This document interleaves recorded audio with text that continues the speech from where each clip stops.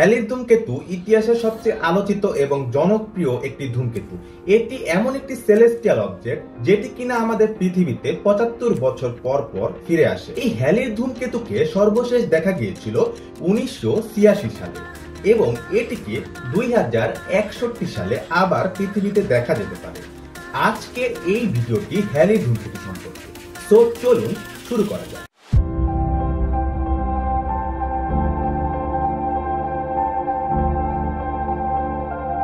আসসালামু আলাইকুম অ্যাস্ট্রোলাভার, আশা করি সবাই ভালো আছেন এবং সুস্থ আছেন।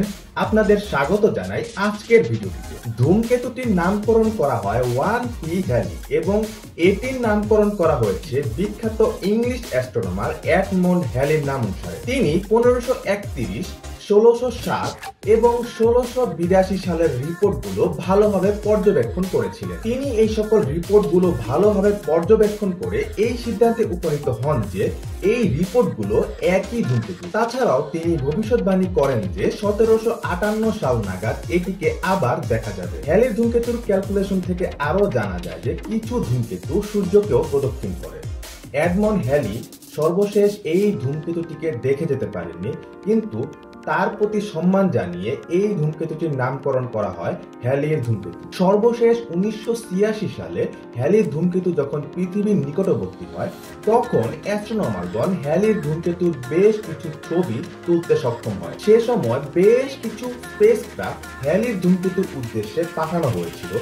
এছাড়াও বিভিন্ন শক্তিশালী টেলিস্কোপ হ্যালির ধূমকেতুকে পর্যবেক্ষণ করেছিল। পরবর্তী বেশ কয়েক যুগ যখন পৃথিবীতে এই ধূমকেতুটি ফেরত আসছিল না, তখন অ্যাস্ট্রোনমারগণ বিভিন্ন ধরনের ধূমকেতু সম্পর্কে গবেষণা চালিয়ে গিয়েছিল। যেমন রোসেট্টা প্রব নামের একটি প্রব 67P নামের একটি ধূমকেতুকে ২০১৪ সাল থেকে ২০১৬ সাল পর্যন্ত পর্যবেক্ষণ করে জানতে পারে যে এই ধূমকেতুতে অবস্থিত পানি আমাদের পৃথিবীতে অবস্থিত পানির থেকে সম্পূর্ণ আলাদা। ইউরোপিয়ান স্পেস এজেন্সির তথ্য মতে সর্বপ্রথম খ্রিস্টপূর্ব ২৩৯ সালে হ্যালির ধূমকেতুকে প্রথম পর্যবেক্ষণ করা হয়েছিল। চাইনিজ অ্যাস্ট্রোনমারগণ সিজি এবং ওয়াং শিয়ান থ্যাংকাও এই সময়কালে হ্যালির ধূমকেতু সম্পর্কে অনেক গুরুত্বপূর্ণ তথ্য লিপিবদ্ধ করেছিল। আবার অন্য একটি তথ্য মতে খ্রিস্টপূর্ব ৪৬৬ সালে সর্বপ্রথম প্রাচীন গ্রিক সভ্যতার মানুষজন হ্যালির ধূমকেতুকে পর্যবেক্ষণ করেছিল। হ্যালির ধূমকেতু যখন খ্রিস্টপূর্ব ১৬৪ এবং ৮৭ সালে পৃথিবীতে ফিরে আসে, তখন প্রাচীন ব্যাবিলনের মানুষ বেশ কিছু রেকর্ড পেপার তৈরি করে।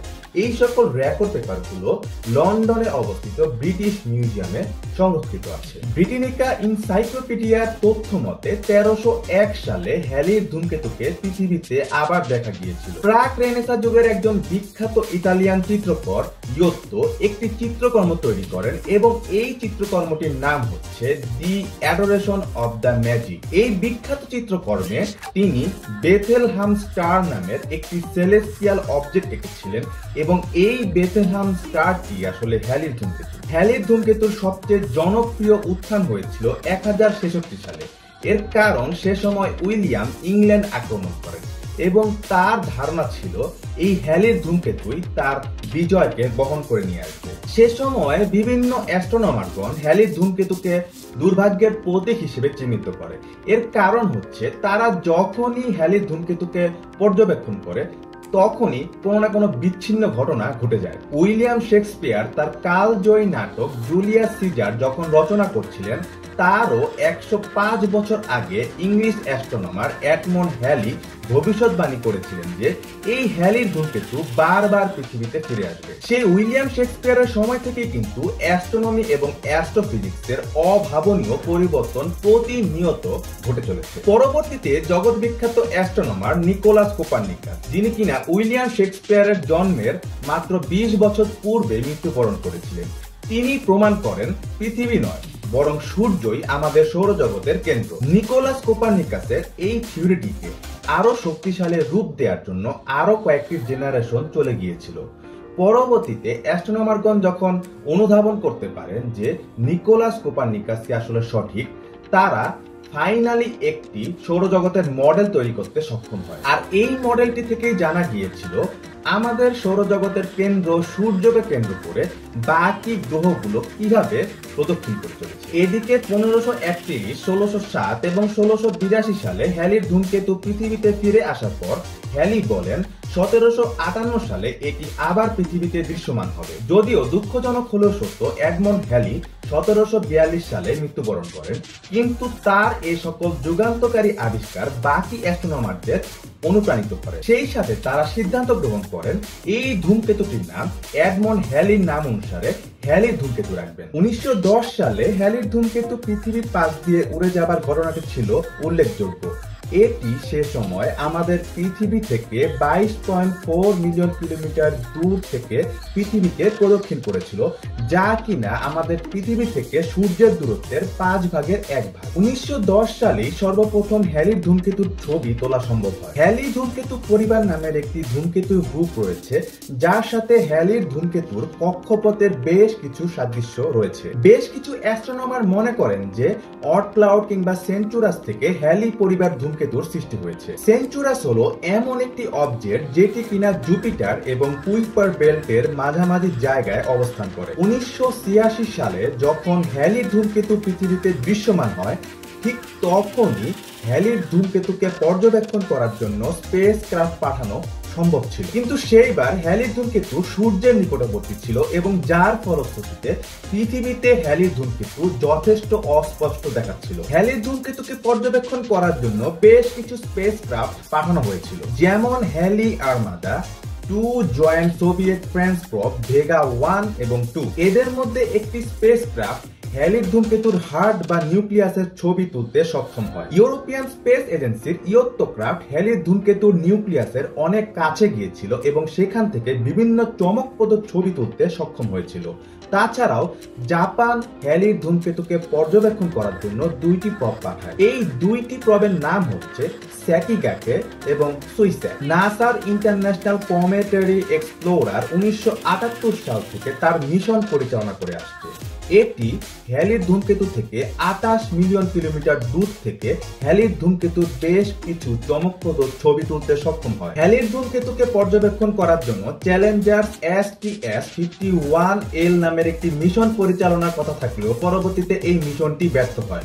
1986 সালের 28 জানুয়ারি এই মিশনটি মহাকাশের উদ্দেশ্যে রওনা করার 2 মিনিটের মাথায় ইঞ্জিন ম্যাল ফাংশনের কারণে বিস্ফোরিত হয় এবং ঘটনাস্থলে 7 জন অ্যাস্ট্রোনটের মর্মান্তিক মৃত্যু ঘটে। ধারণা করা হয় 2061 সালে হ্যালির ধূমকেতুকে পৃথিবীতে দেখা যাবে, কিন্তু প্রায় প্রতি বছরই হ্যালির ধূমকেতুর অবশিষ্টাংশ পৃথিবীতে দেখা যায়। হ্যালির ধূমকেতুর বিভিন্ন অতি ক্ষুদ্র কণা দ্বারা গঠিত ওরিয়নের মিটিওর শাওয়ার প্রতি বছরের অক্টোবর মাসে পৃথিবীতে দৃশ্যমান হয়। এছাড়াও ইটা অকুয়ারিস নামের আরেক ধরনের মিটিওর শাওয়ার প্রতি বছরের মে মাসে দৃশ্যমান হয়। 2061 সালে যখন হ্যালির ধূমকেতু পৃথিবীতে দৃশ্যমান হবে, তখন এটি সূর্যের দিকেই অবস্থান করবে এবং যার কারণে এটি পৃথিবীতে উজ্জ্বলতম অবস্থায় দৃশ্যমান হবে। প্রায় 100 বছরের বেশি সময় ধরে হ্যালির ধূমকেতুর কক্ষপথ সম্পর্কে ব্যাপক গবেষণা চলছে, কিন্তু হ্যালির ধূমকেতুর কক্ষপথ সম্পর্কে প্রেডিক্ট করা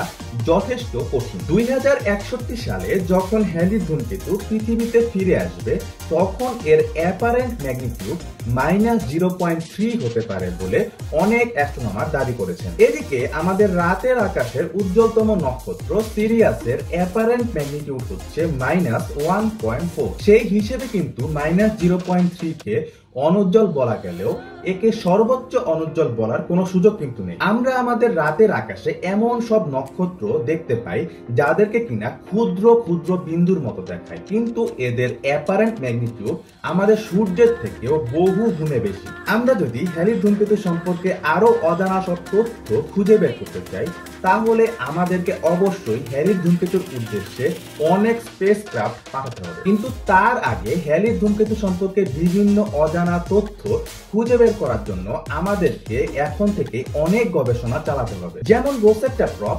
2014 সাল থেকে 2016 সাল পর্যন্ত 67P নামের একটি ধূমকেতুর উপর ব্যাপক গবেষণা চালিয়েছে এবং এই ধূমকেতুর সাথে অন্য সকল ধূমকেতুর সাদৃশ্য খুঁজে বের করার চেষ্টা করেছে। 67P ধূমকেতু সম্পর্কে ব্যাপক গবেষণা চালানোর সময় একটি খুবই চাঞ্চল্যকর তথ্য খুঁজে পাওয়া যায়, আর সেটি হচ্ছে 67P ধূমকেতুতে অদ্ভুত বৈশিষ্ট্যের পানি কণা আবিষ্কৃত হয়েছে। এই পানি কণার অনুপাত ডিউটেরিয়াম হাইড্রোজেনের অনুপাতের থেকে সম্পূর্ণ আলাদা। অপরদিকে 1980 সালে ইয়োত্তো প্রব এই হ্যালির ধূমকেতুর উপর গবেষণা চালানোর সময় এই হ্যালির ধূমকেতুতেও এই সেম অনুপাতের পানি কণা আবিষ্কার করে। এখন প্রশ্ন হচ্ছে, এটি কি কোনো কাকতালীয় ঘটনা, নাকি ধূমকেতুতে এই ধরনের ব্যতিক্রমধর্মী পানি কণার অস্তিত্ব রয়েছে? তাছাড়াও ধূমকেতু সম্পর্কিত বেশ কিছু উল্লেখযোগ্য মিশন রয়েছে, যেমন নাসার স্টারডাস্ট মিশন। এই প্রবটি 81P নামাঙ্কিত একটি ধূমকেতুর বেশ কিছু নমুনা সফলতার সাথে পৃথিবীতে নিয়ে আসতে সফল হয়। নাসার ডিপ ইম্প্যাক্ট প্রব 2005 সালের জুলাই মাসে 8P নামাঙ্কিত একটি ধূমকেতুর উপর ব্যাপক গবেষণা চালিয়েছে, এবং সর্বশেষে আসে ইউরোপিয়ান স্পেস এজেন্সির ফাইলি মিশন, যেটি 2014 সালে 67P নামাঙ্কিত একটি ধূমকেতুর উপর ব্যাপক সব গবেষণা চালিয়েছে এবং অজানা বিভিন্ন তথ্য আমাদের সামনে উপস্থাপন করতে সক্ষম হয়েছে। বিভিন্ন ধূমকেতু সম্পর্কে এখনো বিভিন্ন ধরনের গবেষণা চলমান। আমরা আশা করতে পারি অদূর ভবিষ্যতে ধূমকেতু সম্পর্কে বিভিন্ন ধরনের অজানা তথ্য আমরা জানতে পারবো। আজকের ভিডিওটি এই পর্যন্তই। সবাই ভালো থাকবেন এবং সুস্থ থাকবেন। আল্লাহ হাফেজ।